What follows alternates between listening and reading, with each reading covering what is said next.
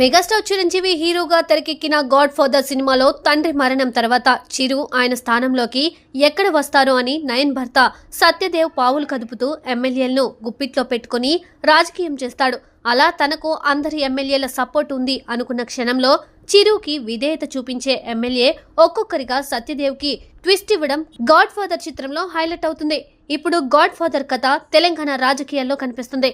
2023 సార్వత్రిక ఎన్నికల్లో గత 10 ఏళ్లుగా ప్రభుత్వంలో ఉన్న కేసీఆర్ అండ్ బీఆర్ఎస్ పార్టీ ఓడిపోయి ఊహించని విధంగా కాంగ్రెస్ పార్టీ అధికారాన్ని చేజిక్కించుకుంది.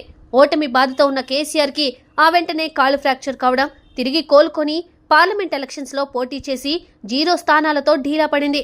పుండు మీద కారం చల్లినట్టుగా బీఆర్ఎస్ నుండి కొంతమంది ఎమ్మెల్యేలు కాంగ్రెస్ లోకి క్యూ కట్టారు.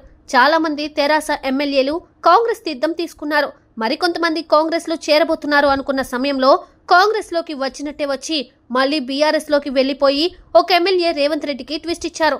రేవంత్ కి షాక్ ఇచ్చి ఆ ఎమ్మెల్యే కేసీఆర్ కి విధేయత చూపాడని చాలా మంది మాట్లాడుకుంటున్నారు. మరికొందరు మాత్రం అంటే కావాలనే బీఆర్ఎస్ నుండి కాంగ్రెస్ లోకి వెళ్లారా, లేదంటే పదవులు ఆశించి పని జరగక కాంగ్రెస్ నుండి బీఆర్ఎస్ లోకి వచ్చి పరువు నిలబెట్టుకోవాలనుకుంటున్నారా?